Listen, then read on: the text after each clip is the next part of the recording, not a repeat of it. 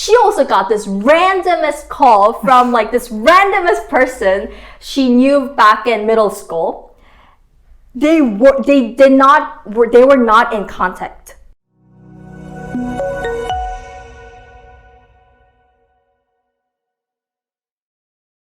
Fast forward, you came back to Korea. Not actually, you didn't come back. You came to Korea and started your studies here, right? Yes, I came to Korea after graduating from my high school and came to Korea to study visual design, as I mentioned earlier. How did you come up with visual design? Why exactly visual design? Like you were in a state like, okay, I'm a creative person, and then I guess you had several choices. And how did you come up with this idea? I think for me, as I loved being creative.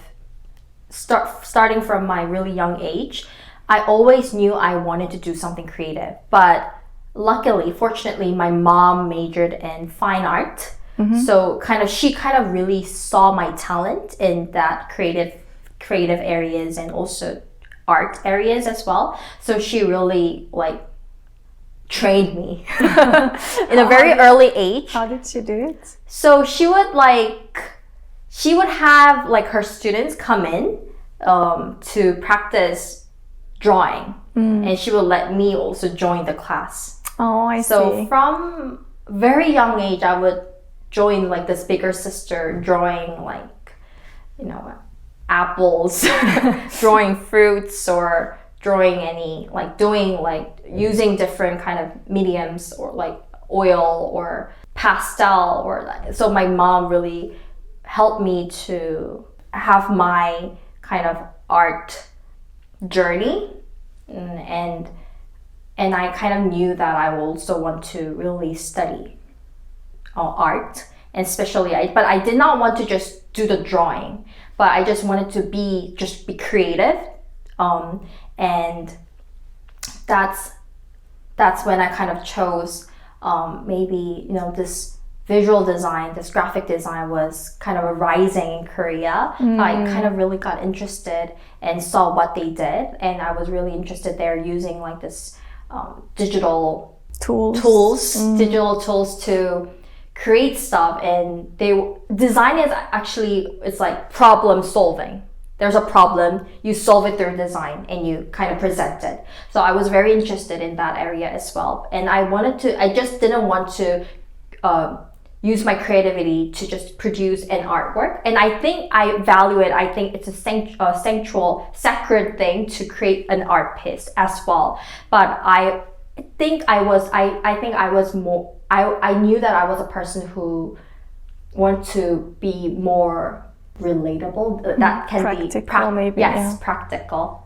Yeah. So that's why I was thinking what kind of major I need to apply, and I thought visual design would be a perfect fit for me. So that's why I came to Korea. Did all the sushi, we say, did all the I prepared for the admission test. I went to academy for 8 hours a day. I would practice drawing again and again, and I applied and took a test there, and got in. Nice. And how did you after you got into university? How did you feel about visual design? I loved it because I think I really dreamed to. Okay, can you ask me again? Okay, so you started studying visual design in Korea. How did you like your studies? It was like a dream, because it was you study back in high school or middle school, you have to study all the subjects, right? That some subject you're not that interested of. But in college or university, you spend all your time studying the thing you love the most. So for me, it was like a dream. It was like a dream. I really loved that. I'm learning from such a respectable professors, and always I could also observing, seeing myself grow as a designer. It was really fun to see. I couldn't do it last time, but I'm doing this time. I got kind of bad review last time, but I developed and made a better design this time. So like seeing my growth. Actually, no, I'm telling you, I'm telling you, like I think now they know that I'm a person who loves growth. So like seeing myself grow as a designer, professional designer, I think that was like so enjoyable. But yeah. So you thought, okay, I'm going to study. Was it a 3-year study? 4 years? 4 years. 4 years. So you thought, okay, I will study 4 years and then I will become this visual designer or graphic designer. Yeah. So you had this like pretty clear picture about your future. So yeah, funny thing is when I first entered this college and university, I think I was kind of being naive and I thought that I would figure everything out on my senior year and I would become this next design prospect, you know, appearing in different design magazines, saying that, oh, this rising star from, you know, from Mobile University and showing my work. But because I thought, you know, I think I was being like kind of, oh, if you major design, you have to be a designer. But fast forward up and back, I mean, like during my senior year, I felt so lost because I had no idea what I wanted to do. So how did that change? At the beginning, you were really convinced that you wanted to become a visual designer. And then how did that change later, that you were not so sure and then you were lost? So I think I thought that if I was a kind of good student overall academically. And so I thought if I really concentrate well on my school studies and, you know, do my assignment well and perform, get good grades in school, I thought that I would be able to figure out what I want to do. But during the senior year, you have to choose your topic for your senior show. And that's really important to any art or design major students. And also you have to choose what kind of, you know, you have to start applying for internship or start applying to a company that you're interested at. But I was like, oh man, I have no idea what I want to do. So I think I kind of forgot through the process that it's not like, it's important to do well and be responsible on your school works, but it's one of the most important thing you have to do, especially during college year, is to figure out who you are. So I think I always like loved figuring who I was and, you know, choosing my major. You know, I really loved that journey and I was always putting that as a priority till high school. But I thought, okay, I chose my major, so I'll like naturally figure out later on also like my next job. But I did not really use that much time to figure out who I was and who I really want to be and what kind of strengths I have that I can excel at, like that, or like what kind of job I need to have to really use all my potential, use all my strengths. So yeah. What were like some conflicting thoughts of yours? Like on one hand, you wanted to do something that fits your talents and strengths. On the other hand, you wanted to do something fancy, or you wanted to earn money. Like what were like some thoughts that made you feel lost? Yeah, I think the fact that like just thinking inside the box again, like because I thought, oh, I did design, so I need to do graphic design. So the most common step, common job you can have after graduating as a visual, after graduating for design, you go to design studio or you work for like big companies as a in-house designer. So I think I was like kind of fixated on that thought that, oh yeah, maybe because I did design, I need to do that. But I knew that I was a person who liked to take more initiative when it comes to design. So and also I did not like just designing. I knew that I wanted to use design as my tool, but I knew I wanted to have a different, bigger content You know what I mean? So you wanted to have like multiple, a more various job, not just like doing one thing, specializing on one thing, but kind of like yes, exactly. And especially, I did not just want to be a designer who does design, and I was like really sure about that. So I think that's when so after that realization, I kind of thought that okay, as after I had that realization, I think I thought, and now it's a perfect time to really reflect back on myself and to figure out who I am. So, like the topic of this video, I really kind of look back on my childhood, what kind of strengths I had, what kind of person I am, what kind of interest I had. Like I really kind of look back and try to have this relationship and to figure out, to know myself better. So I wrote this list and like writing who I was. So I'm just gonna. How long did it take, like this whole process of writing down what you want? Like, was it like in one afternoon you sat down and you wrote down everything, or was it like a longer process? I think it was like longer process. Like you write, I was writing it down, and I wasn't like, I asked my dad or mom, or I was like thinking more of it in a much deeper level. It was a longer process, but in the end, I think I kind of managed to make like the list that really kind of explained and basically described you as a person. Yes, exactly. Describe who I was. So can I like kind of read my list? So I told you, you feel free to read it. I thought like you sat down in an afternoon drinking a cup of tea, and then you had a napkin there, and then you jotted down some words, but you said you did it on your phone. Yeah, I did it on my phone. Everything, I had access to smartphones, in my college, so yeah, it's a big change. Big change. Soap soccer to like having smartphones.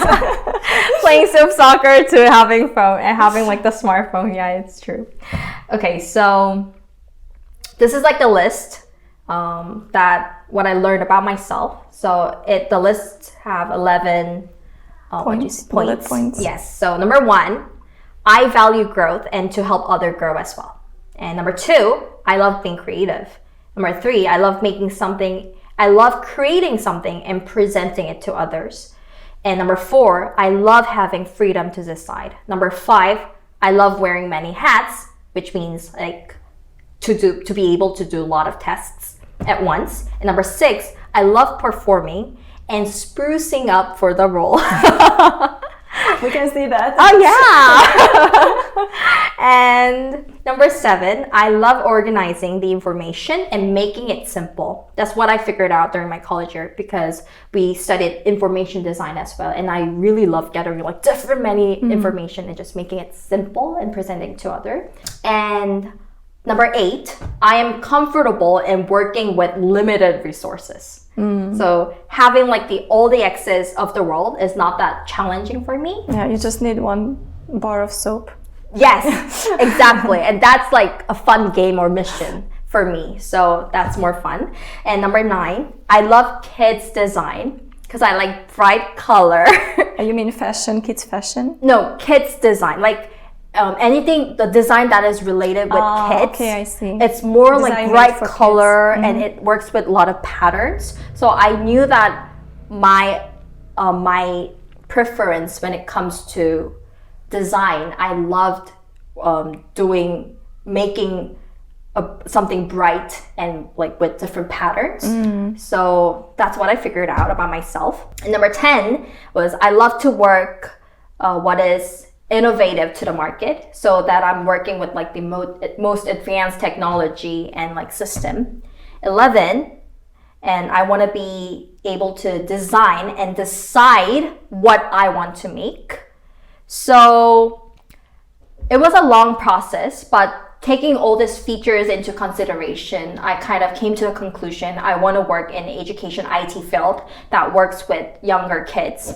And but I wasn't sure what kind of role was there that I can be able to work but I was sure about this industry. Yeah. Plus a startup, I guess, because Oh, you yes, wanted exactly. to like make decisions True. by yourself. Yeah, also startup. I thought it was very important because like in this big companies, you become a you specialize in one certain specific area. I knew about that. But I'm a person who likes to do a lot of things, as I mentioned. So I realized that, I needed to work in startup and I needed to work in this industry. Yeah. So how could you break that thought that you thought, okay, I graduated visual design, so I have to work in a design studio up until, okay, I want to figure out what I want to do and I want to go for it. How did this process go? So once again, I thought, I knew that I need to make a decision that suits me.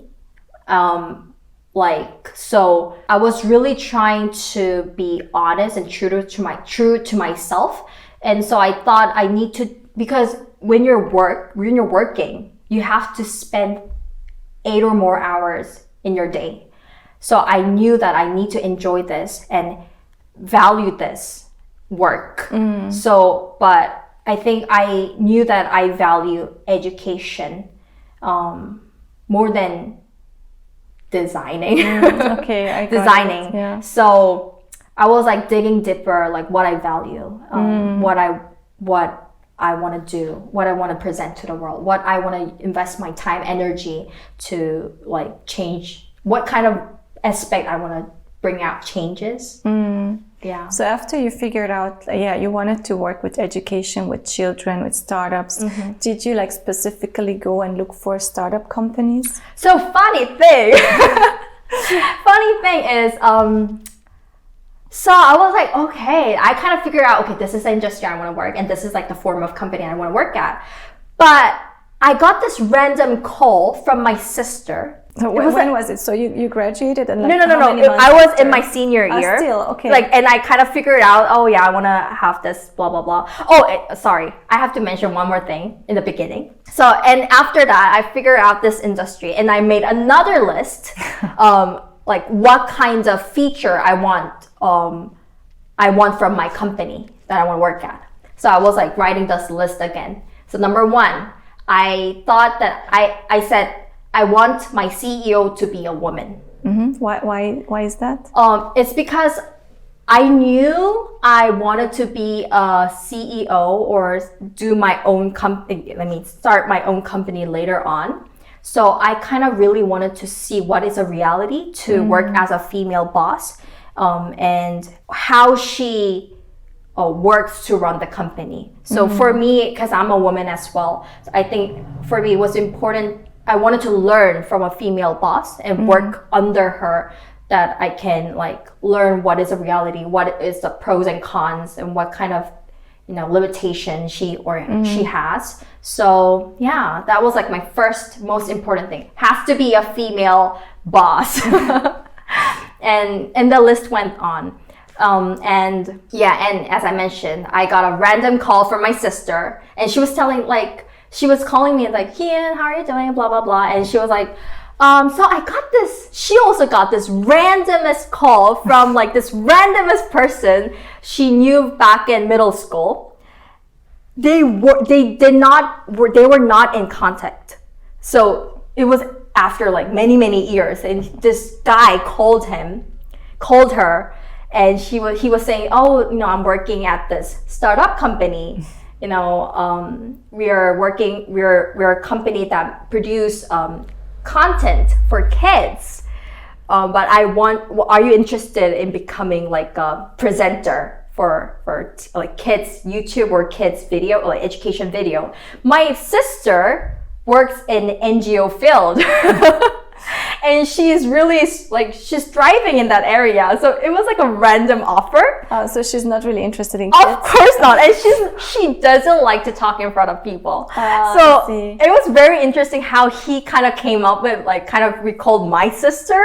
But my sister, when she was hearing this, she knew like my process, like that of me creating figuring your list. Yes, she knew my lists. So she was like, this is a randomest call, but the more he explained about this company, she was like, oh, this is like a perfect fit for Heeyun. And then she kind of connected me to him.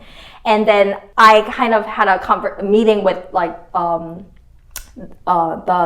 CEO of that company, and she was a woman. And she had 3 kids, right? And at that time 2 kids, but 2 kids, okay. then and when she was running a company, she had 3 kids. Wow. In the end, she was a superwoman. I still admire her and respect her till this day so much. And she's still now working as a EBS presenter. So EBS is like, for those who don't know, it's like education broadcasting channel in Korea, the most, I think, mainstream education broadcasting channel. And she worked there for over 17 years, and wow. her company was to produce the education videos, especially for kids. And there were separate department for adults, but I was more concentrated on kids section. And they were initially looking for a presenter. So I was like, I'm a designer. Like, I just don't want to be a presenter. But I had a meeting with her, and she was genuinely interested about my whole like portfolio and like my strengths I had. She really was open to what I can offer her. So I was telling her my vision and my strengths and what I want to do in this company, and she was like very open about that. And she was like, in the end, hired me as an in-house designer and a presenter as well. Yeah, and I started working there. So you got your perfect job that matched all. Did it match all the points I forgot to mention the most important thing, and the list kind of like really.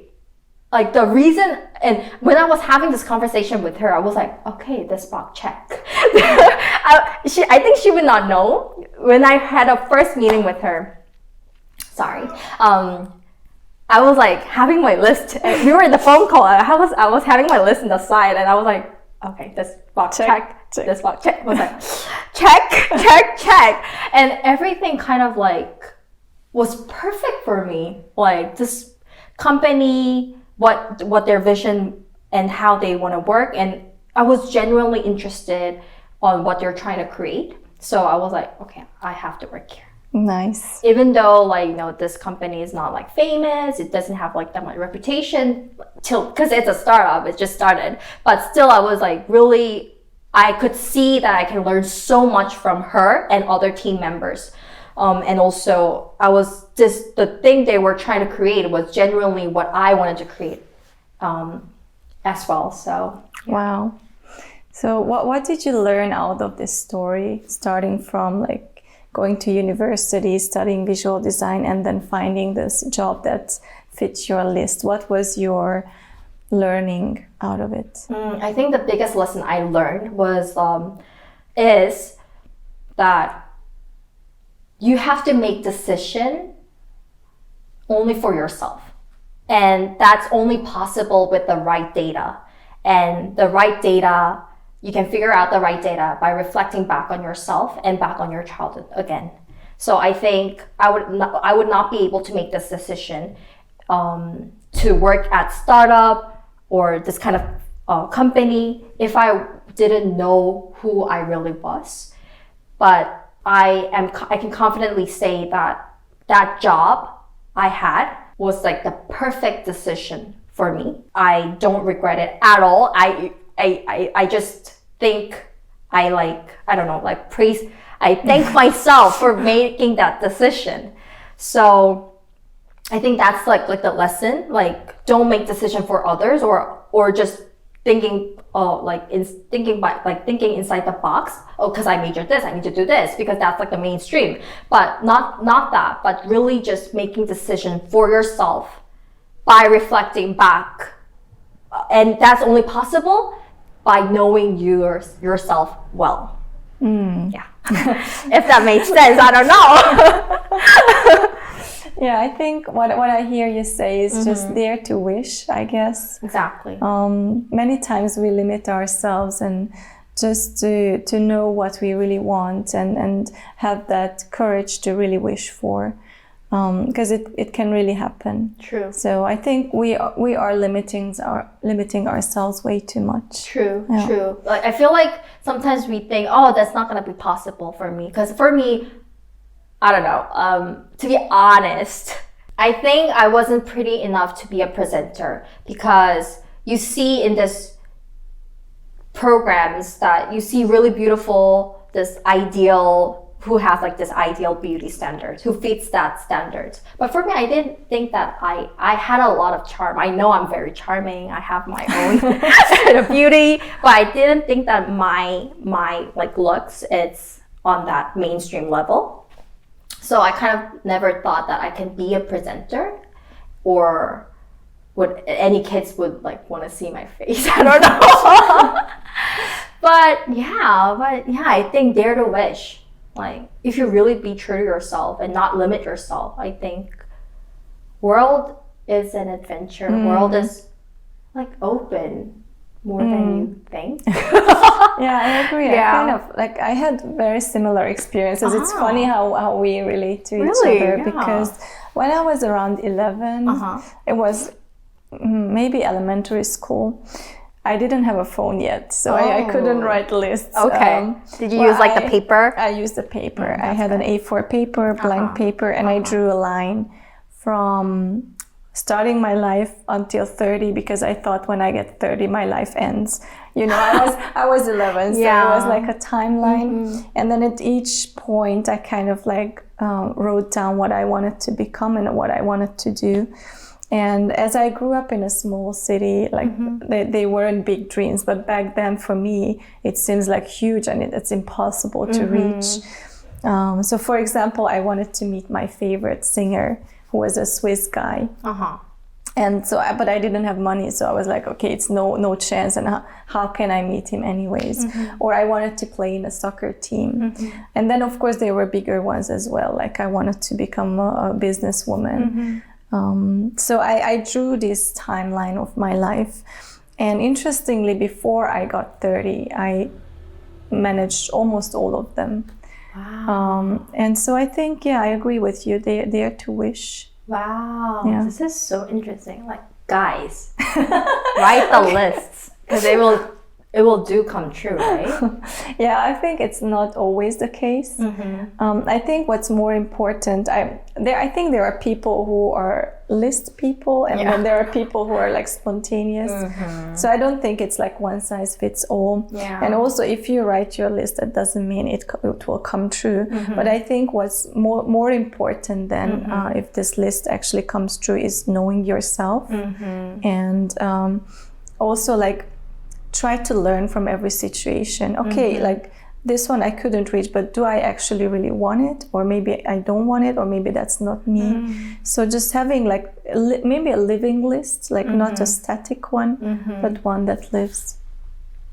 That is so true. Yeah, and I think also once you write it down, you kind of have a clearer vision, like what you want. So once you have that kind of opportunity, you know that that's what you want, and you can have more confidence and courage to seize that opportunity. So I feel like it's always good to have a list. Yeah. Wow, you have this amazing confidence about your vision and who you are. But I'm wondering, did you have times when you had some doubts if you're on the right track? Yeah. So after starting working there at my first company, because it's a startup, we had a lot of trial and errors, and our team had many ups and downs. But definitely, we had a lot of success as well, and like our videos were being sold to like broadcasting channels, and you know, we did have our failures, but I think personally I was also growing very much as a planner and also producer, designer and presenter, and I knew that I was growing in a very professional, becoming more specialized in this area. But as you said, I don't think it was a doubt, but I knew that I need to move on to the next step.